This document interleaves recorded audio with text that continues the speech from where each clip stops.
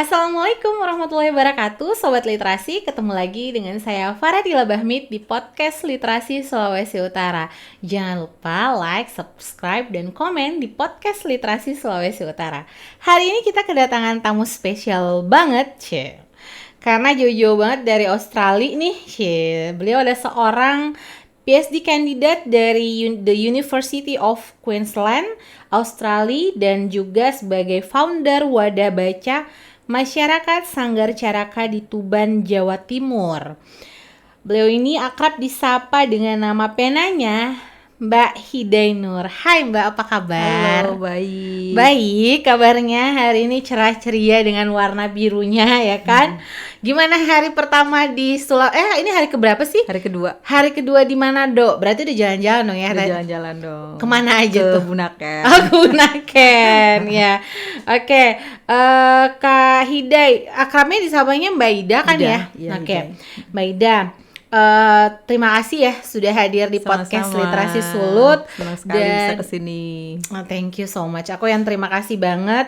Aku juga mau terima kasih sama Kak Sabrina ya, penulis cetar itu. Terima kasih karena sudah menghadirkan Kak Ida sampai di podcast Literasi Sulut.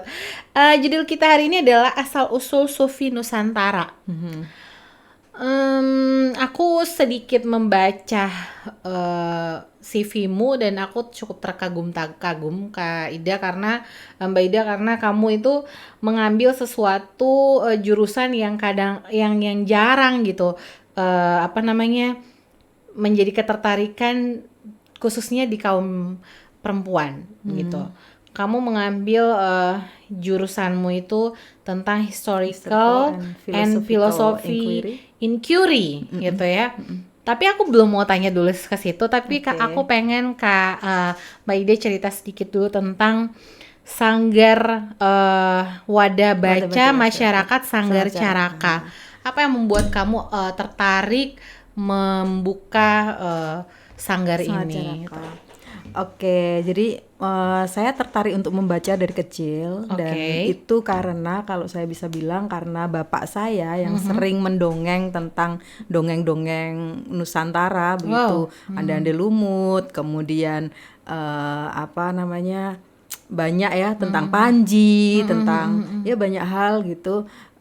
Kemudian mulai SD saya emang udah tertarik teman-teman bermain, misalnya saya ke perpustakaan, saya baca buku-buku cerita, sehingga ketika semakin lama saya sudah mengajar saat itu, ketika saya menyadari buku-buku di rumah saya itu ada mungkin lebih dari 1000-an koleksi gitu, sehingga saya berpikir kayaknya nggak bisa deh buku-buku ini ada di dalam ruang tamu saja gitu. Jadi saya dan suami berpikir bahwa buku-buku ini harus kita tempatkan di mana orang juga melihat dan orang juga ikut membaca bersama kita. Bisa mengakses. Betul. Itu yang kemudian alasan saya mendirikan Sanggar Caraka. Jadi at least apa sih yang bisa kita lakukan yang kita mampu begitu. Ya, menyediakan buku buat masyarakat. Itu terpikirnya saat Mbak Ida sudah menikah atau sebelum menikah tuh? Sesudah. Jadi ketika saya sudah mengajar saat itu sebenarnya. Saya sudah mengajar, kemudian saya mendapatkan beasiswa dan ya adalah dana untuk bisa kita sisihkan untuk bisa membangun itu gitu. Akhirnya ya alhamdulillah itu bisa terwujud dengan ya bersama-sama dengan suami. Dan sampai sekarang sanggar ini terus bergerak ya. Alhamdulillah terus bergerak dan kita semakin banyak berjejaring karena saya tinggal di Queensland gitu. Jadi teman-teman di Tuban, adik-adik itu kita provide, kita berikan bantuan buku-buku yang mereka pengen gunakan untuk sumber kegiatan sosial juga seperti itu. Iya, begitu. Menarik.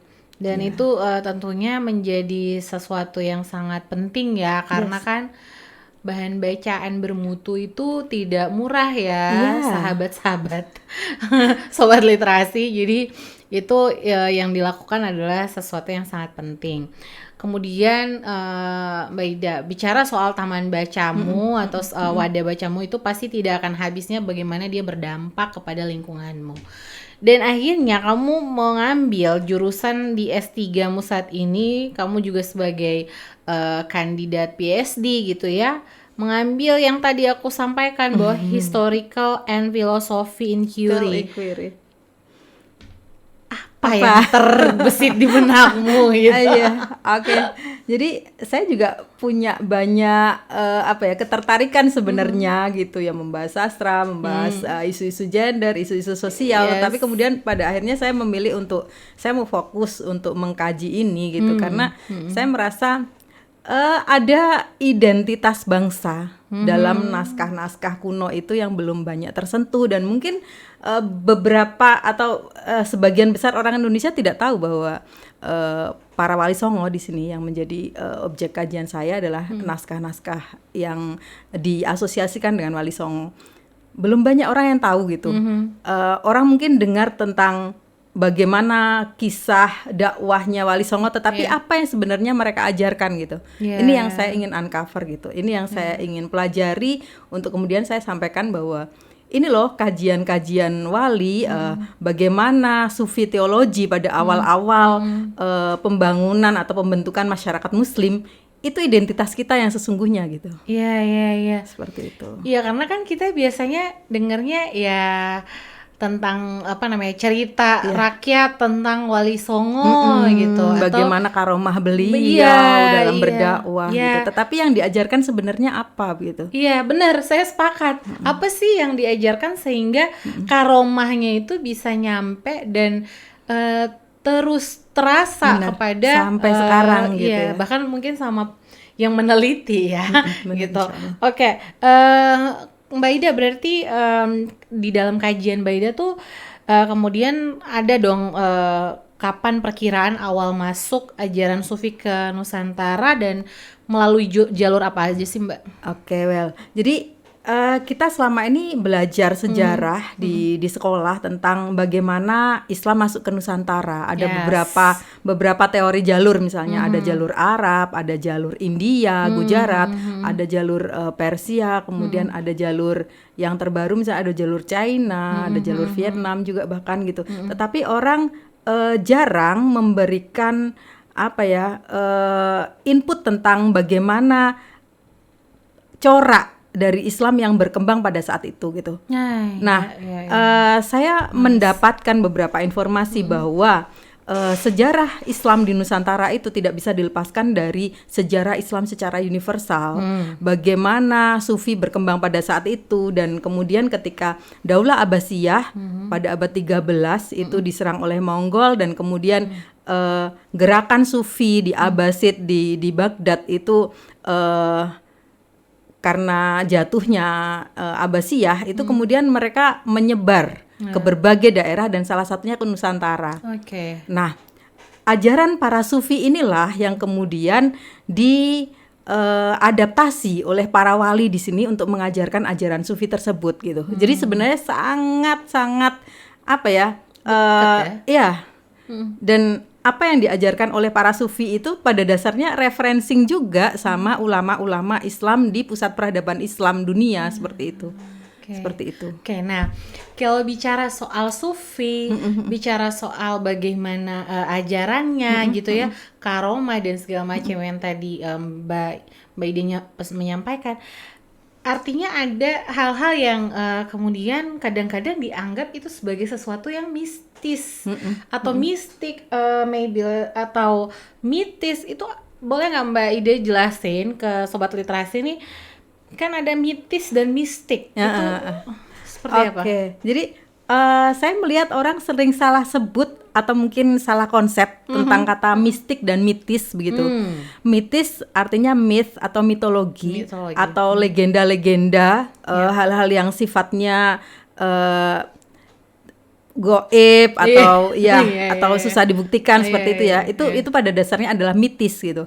Sementara mistikisme itu pada dasarnya adalah tasawuf.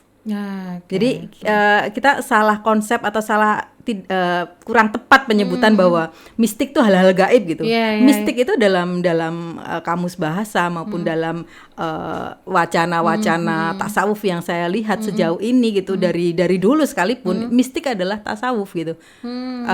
Pak Simuh, mantan rektor UIN Sunan Kalijaga, pernah menyebut mistik Islam kejawen. Itu termnya adalah tentang literatur Nusantara yang bersifat tasawuf, tetapi tasawuf yang sudah diadaptasikan dengan budaya Jawa. Budaya kejawen, Sehingga mistik ya, Islam Jawa. kejawen itu bukan hal-hal yang sifatnya gaib, bukan, tetapi ya. hal-hal yang sifatnya tasawuf yang diadaptasikan dengan budaya Jawa gitu. Jadi mistik itu tasawuf gitu. Tasawuf sendiri boleh nggak diiniin? Seperti apa sih sebenarnya yang harusnya kita mengambil tasawuf itu bukan sesuatu yang yang mitis gitu kan, ya. Tapi sesuatu yang tadi dijelaskan Mbak Ida ya. Ya, tasawuf sendiri kalau dari sejarahnya adalah gerakan di mana tokoh-tokoh Muslim itu jadi setelah dari zaman periode teologis gitu ya, periode ilmu kalam itu, kemudian ke periode filsafat Islam, kemudian ke Sufism, itu ada gerakan para pemikir yang ingin mendekatkan diri dengan Tuhan gitu ya. Jadi ada kerahasiaan hubungan hati kita dengan Tuhan seperti itu, yang itu kemudian disebut sebagai gerakan tasawuf itu gitu. Seperti itu gitu. Itu bukan dengan gaib ya. Jadi sama sekali tidak ada kaitannya dengan gaib sebenarnya gitu. Tapi bagaimana relasi kita dengan relasi Tuhan, ketuhanan transenden itu ya Mbak ya. Yang kemungkinan memang belum bisa diukur sampai hari ini gitu ya. Oke. Kemudian Mbak Ida, mengapa ajaran Sufi ini dianggap memiliki peran yang sangat signifikan dalam proses Islamisasi awal di Nusantara? Oke.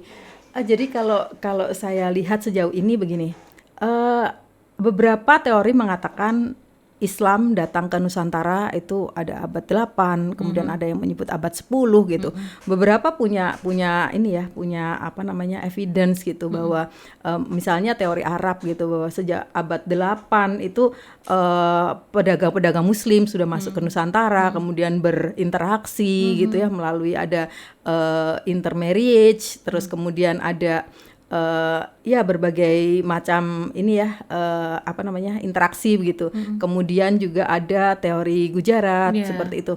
Nah, tetapi pada akhirnya pembentukan masyarakat Muslim itu baru terbentuk pada abad-abad, ketika sampai sekarang masih ada manuskrip atau naskah kuno yang menjelaskan bahwa ajaran-ajaran itu tumbuh di abad 14, 15, 16 ini. Baru tumbuh di abad 14, 15. Seperti itu, gitu. Artinya bahwa pada akhirnya apa yang saat ini kita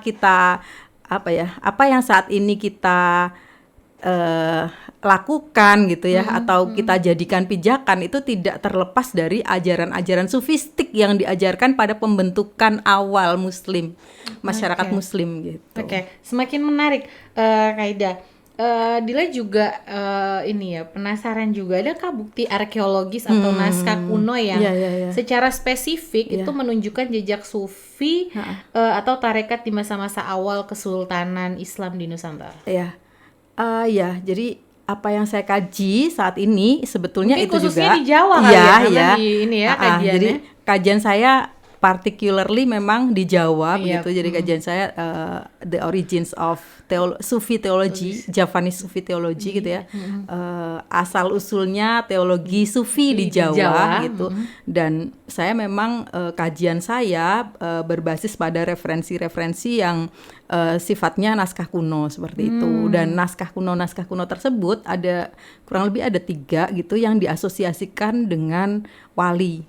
Sunan Bonang, Sunan Ampel, dan Sunan Kudus seperti itu. Itu yang menjadi referensi risetnya Mbak Ida ya. Sehingga saya ingin langsung tahu begitu dari situ bahwa ini loh ya ternyata yang diajarkan oleh wali begitu. Jadi bukan hanya kita tahu tentang legenda atau kisah bagaimana mereka berdakwah, tetapi ini loh yang diajarkan begitu. Iya. Karena kalau kita, tapi itu penting banget sih Mbak, sehingga hal-hal itu yang akhirnya kita merasa bahwa itu relevan gitu dengan kehidupan di abad modern saat ini. Mungkin itu pertanyaan saya yang nanti, tapi bagaimana kemudian kaum Sufi ini awal mengadaptasi atau menggabungkan ajaran Islam dengan tradisi dan kepercayaan lokal di Nusantara, Mbak Aid, yang kemudian akhirnya mudah gitu diterima oleh masyarakat gitu. Iya, jadi kita mungkin sering mendengar bahwa ajaran Islam yang disampaikan di Nusantara itu datang melalui pesan damai begitu kan. Karena ada adaptasi antara ajaran-ajaran para pemikir Muslim di dalam sejarah global begitu ya, yang dari Abbasiyah tadi, dari Baghdad tadi, ke bagaimana itu di delivery atau disampaikan kepada masyarakat di Nusantara.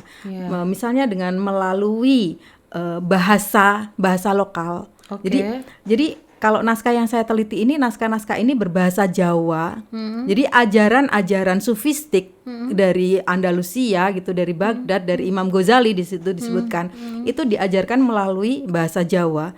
Kemudian melalui perumpamaan-perumpamaan yang itu mudah jadi istilahnya para wali ini melokalkan ajaran-ajaran yang sifatnya global ini menjadi lebih relate gitu ya dengan perumpamaan-perumpamaan yang dimengerti oleh masyarakat. Wow, gitu. Luar biasa ya, mereka bisa belajar bahasa Jawa dan akhirnya menginikan, itu luar biasa ya, memahami kearifan lokal gitu yang ada di situ. Karena ya ini para wali ini juga beberapa kan mereka datang dari Arab begitu. Ada beberapa yang menyampaikan bahwa beliau ini dari Samarkand misalnya, masih keturunan Nabi misalnya, tapi kemudian mereka juga tinggal di Jawa jauh sebelum itu gitu kan, seperti itu. Jadi ya mereka bisa, mereka memang beberapa lahir di Jawa dan kemudian mengerti itu. Tetapi yang menarik adalah bagaimana mereka bisa menemukan metode yang pas untuk bisa mendekati masyarakat, gitu. Dan menarik lagi bahwa apa yang mereka sampaikan tuh relevan sampai sekarang, dan mungkin orang misunderstood gitu ya ketika mengatakan bahwa ajaran wali itu sinkretis gitu. Jadi ada dikotomi sinkretism dengan ortodoksi. Itu mungkin orang sebelum tahu, makanya saya merasa terchallenge, termotivasi untuk bisa menyampaikan apa sih sebenarnya gitu. Karena saya melihat ada ajaran egality, toleransi, referencing, seperti itu. Ada banyak ajaran-ajaran yang humanis ya.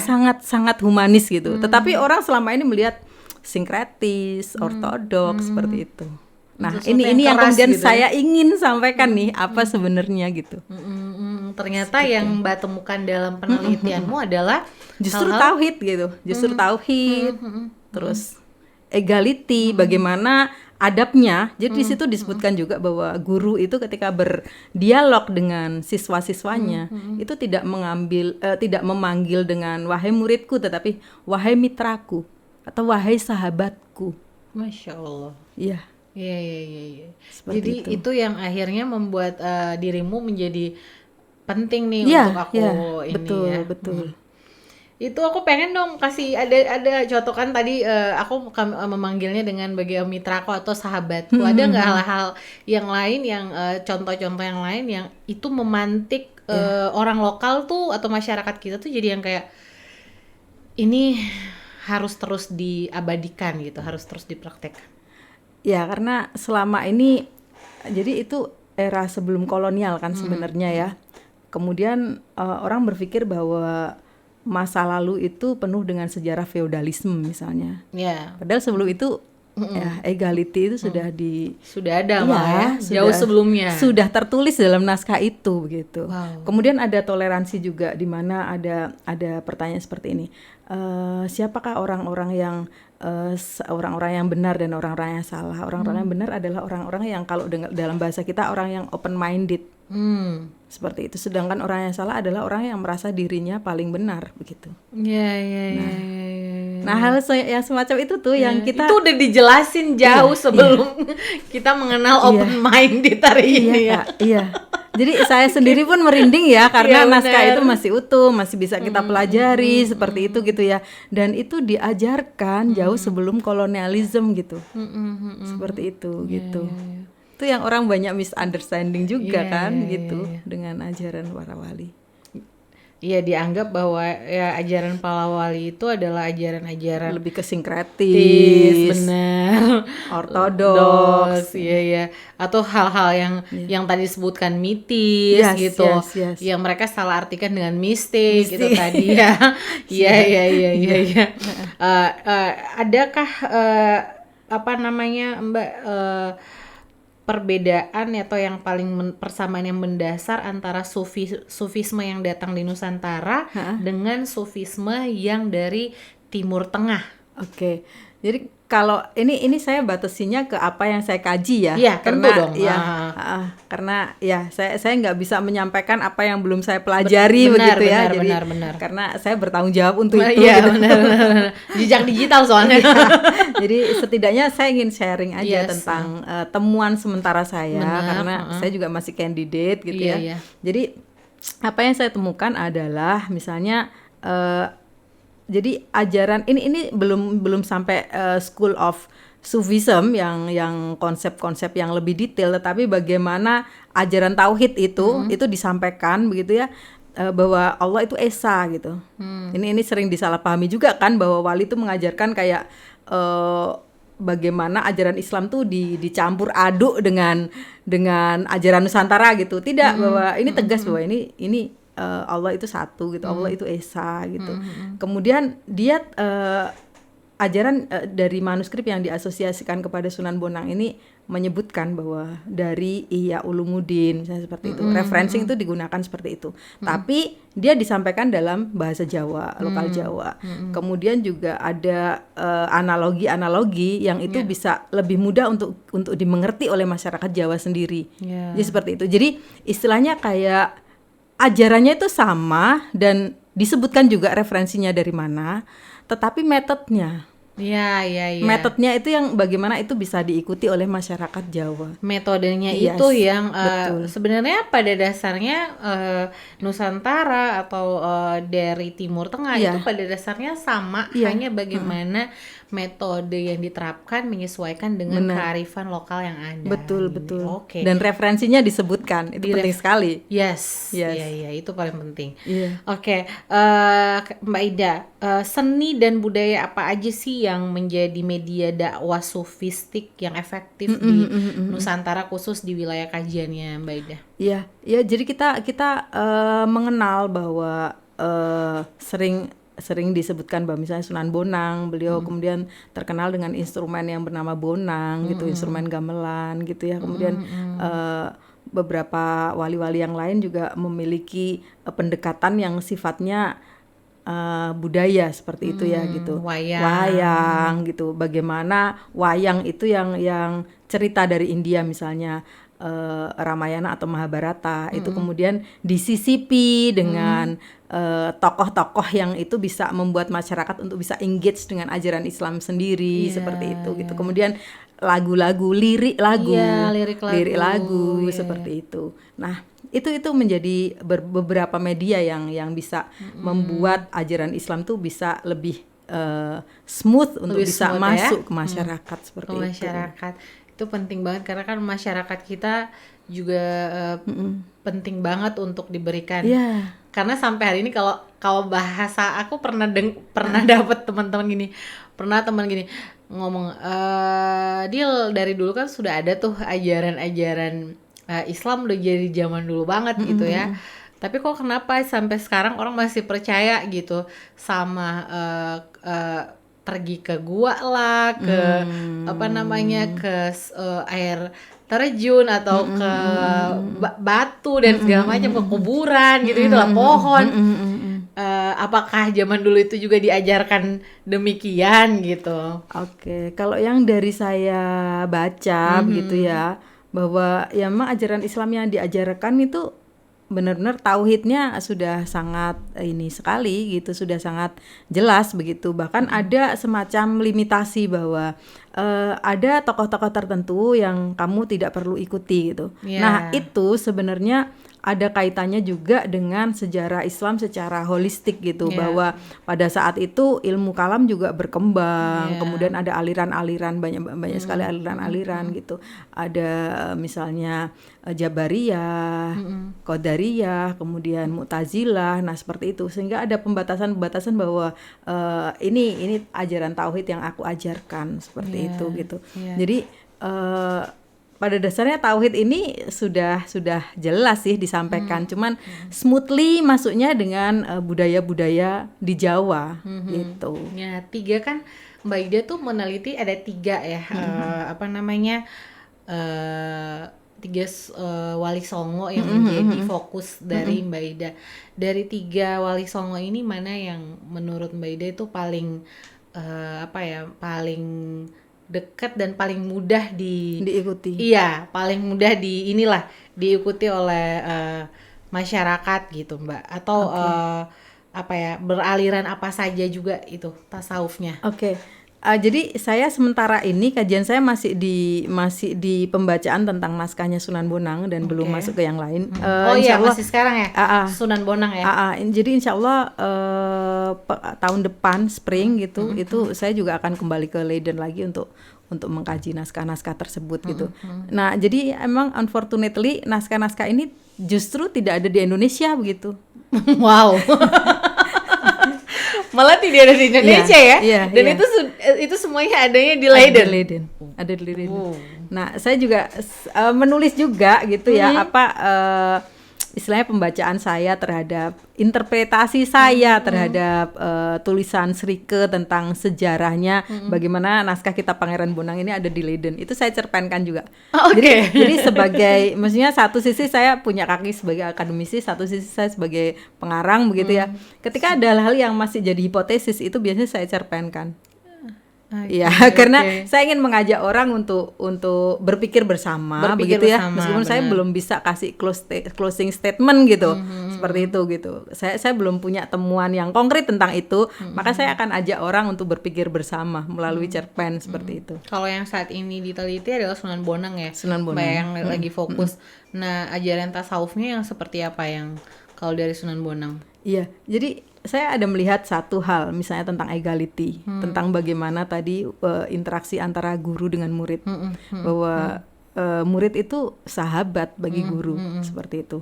Kemudian ada toleransi, yang itu tadi bahwa ya orang-orang yang di jalan yang benar itu, orang-orang yang lurus itu sebenarnya adalah orang yang open minded dan tidak merasa dirinya paling benar begitu.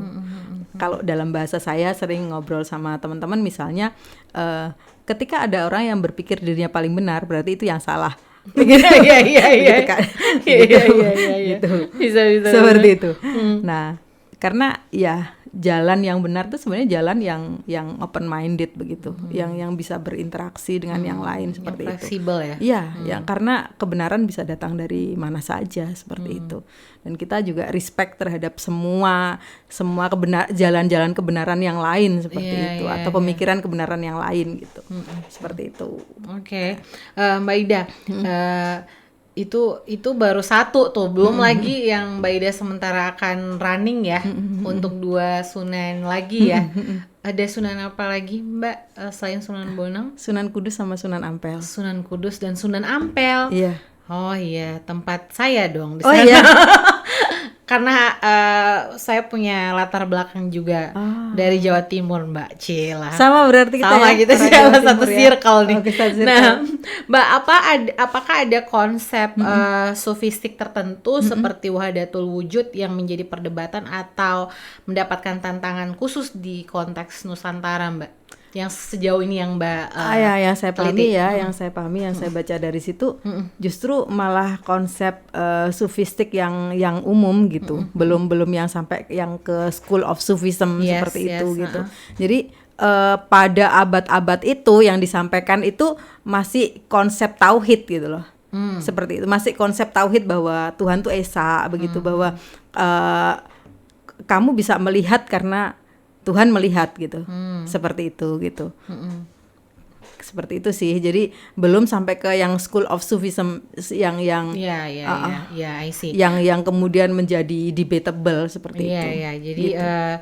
Sebenarnya juga tidak ada sampai yang kamu teliti ini tuh belum ada sebenarnya perdebatan atau tantangan yang khusus betul. Malah melihat adalah sebuah peluang-peluang dan ajaran-ajaran baik gitu. Karena ini era-era di mana masyarakat Islam tuh baru berkembang dan baru ditumbuhkan seperti itu, Kak. Seperti itu. Jadi bagaimana ajaran Islam tuh dikenalkan ke masyarakat lewat ajaran-ajaran sufistik yang disampaikan dengan metode yang bisa diterima oleh masyarakat seperti itu. Iya. Nah, tadi bicara soal ajaran-ajaran, nilai-nilai. Nah, ajaran dan nilai-nilai sufisme Nusantara yang relevan dan dapat dipraktikkan olsaya masyarakat modern saat ini tuh yang seperti apa, Mbak? Saya pikir misalnya dari 3 hal itu saja itu sudah nilai-nilai yang luar biasa, dan saya ya saya ingin mengatakan bahwa ya pada dasarnya identitas kita itu loh gitu. Kita tuh bangsa yang toleran, kita tuh bangsa yang egaliter gitu ya, bukan bangsa yang feodal gitu kan.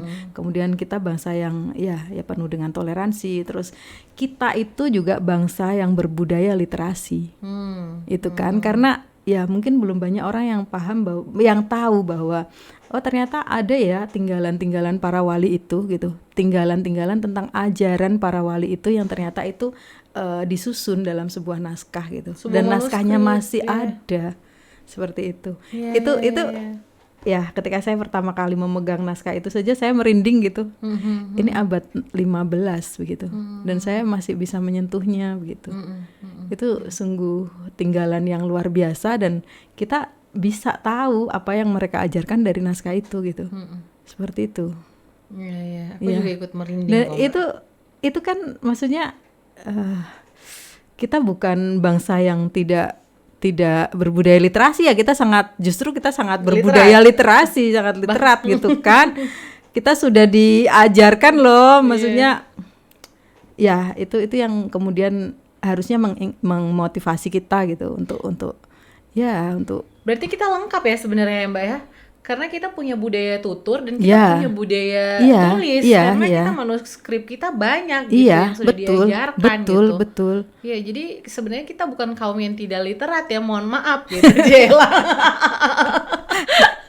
Meskipun ada, kita nggak bisa menutup diri bahwa ada banyak sekali tantangan begitu kan, misalnya dengan bagaimana untuk ngomong saat ini gitu ya, bagaimana buku-buku itu harusnya bisa didekatkan dengan masyarakat. Nah misalnya seperti itu kan hal-hal yang sebenarnya banyak aspek, banyak faktor lah. Makanya mungkin yang ingin saya lakukan dengan Sanggar Caraka, saya berusaha untuk menyediakan bacaan. Karena bisa jadi orang itu bukan tidak suka membaca, tapi apa yang mau dibaca nggak ada. Saya nggak ada sumber bacaan gitu. Makanya kalau mungkin yang saya lakukan, misalnya ya kita yang punya privilege untuk bisa mendekati masyarakat, maka kita dekati masyarakat. Ini buku bacaan, mari kita membaca seperti itu. Jadi yang kamu lakukan adalah bagaimana kamu memilih riset ini, karena kamu juga sebagai orang yang sudah mempraktikkan itu ya, ajaran-ajaran itulah ya kan. Semoga lah ya. Pegiat literasi nih sudah menerapkan ajaran-ajaran sufi ya. Bismillah, semoga lah ya. Amin, amin. Yang jelas kita meneladani hal-hal baik yang kita pelajari dan kita temukan itu. Yes. Ada nggak Mbak? Mungkin ini ya. Hampir terakhir apa ada nggak sih tantangan atau pergeseran dalam pemahaman dan praktik sufisme Nusantara kontemporer, era kontemporer atau modern saat ini? Pergeseran Mbak? Ya. Ada nggak sih? Jadi saya pikir malah kita tuh sebenarnya ada banyak voice yang mempengaruhi kita gitu. Misalnya setelah era pembentukan masyarakat muslim itu kan justru kolonialisme. Dan kemudian naskah-naskah itu juga diterjemahkan, diinterpretasikan dengan colonial voice gitu.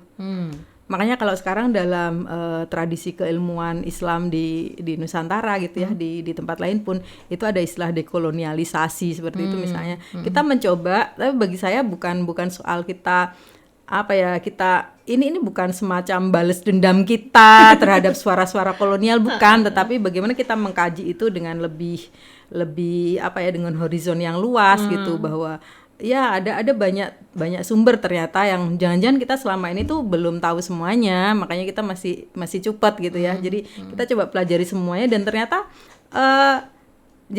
biarlah ini kita pahami bahwa Islam didatangkan ke Nusantara dan kemudian beradaptasi dengan budaya-budaya Nusantara, tetapi tidak menghilangkan ajaran Islamnya itu sendiri begitu, tidak mengubah ajaran Islamnya itu sendiri, tetapi bagaimana itu bisa disampaikan, itu bisa diterima oleh masyarakat seperti itu.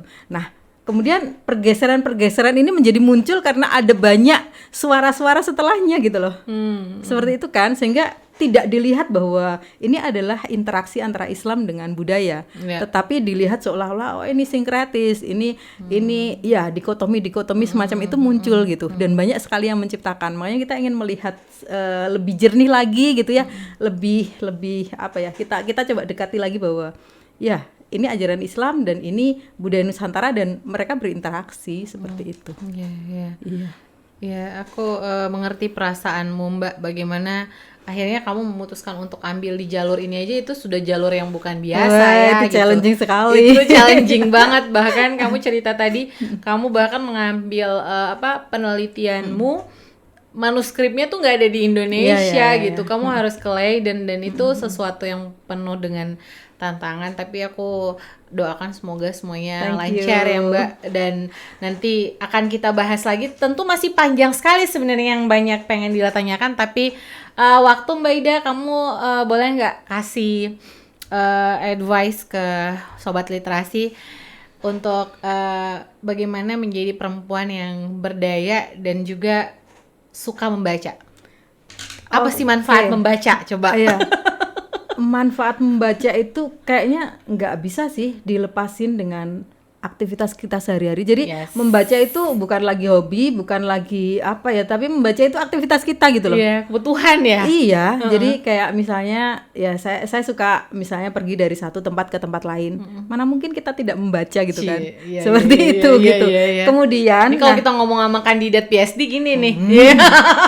kemudian juga yang coba saya lakukan adalah kayak setiap hari namanya PhD student gitu ya, itu bergelut dengan tulisan. Yes. Tapi sering kali saya merasa bahwa saya pingin tetap waras gitu dengan membaca sesuatu yang saya sukain, tidak hanya sesuatu yang itu jadi riset project saya gitu. Sehingga saya di sana juga bikin semacam komunitas namanya Jeda atau sejenak duduk membaca dengan Di teman-teman ini ya, di sana di Brisbane. di Brisbane, oke. Sesama student juga, misalnya kita membaca tentang kemarin lagi begini begitu, kita baca tentang Orwell, Animal George Farm, Orwell, iya, kita Animal baca cerpennya Sena Gumira, Oke. seperti itu gitu. Jadi kita bisa diskusi yang pakai hati, yang pakai apa ya, kita Logik benar-benar gitu. seneng dan kita itu bikin saya tetap waras begitu. Menjaga kewarasan dengan Menjaga membaca. kewarasan dengan membaca yang kita sukai. Iya, Seperti itu. Iya, iya. Karena kalau ada ini ya. ya di highlight ya, Iya. yang kita sukai. yang saya into banget gitu. Iya, Karena iya. kalau setiap hari sebenarnya juga membaca gitu. Yes. Mana mungkin maksudnya kita ngobrol dengan sesama akademisi, kita nggak Yes. membaca kan nggak mungkin kan. Benar. Atau saya mau pergi kemana nggak membaca kan nggak mungkin juga gitu. Iya, benar. Mbak, jadi pesanmu ke Sobat Literasi adalah membaca itu adalah sebagai salah satu gizi ya. Iya. Gizi dan salah satu hal yang menyenangkan tentunya. Iya. Nah, saya sepakat untuk itu. Sekali lagi terima kasih Mbak Ida Sama-sama. sudah mampir di podcast Literasi Sulawesi Utara. Terima kasih. Mudah-mudahan kedepannya kita masih bisa berjumpa lagi. Semoga ya. Dan berharap banget bisa main ke sini lagi. tentunya dong, kita selalu berharap. Dan terima kasih sekali lagi juga buat Sobat Literasi yang sudah menonton podcast Literasi Sulawesi Utara hari ini. Semoga selalu memberikan manfaat dan jangan lupa subscribe, like, and comment di podcast Literasi Sulawesi Utara. Sampai jumpa, bye-bye. Salam literasi. Salam literasi.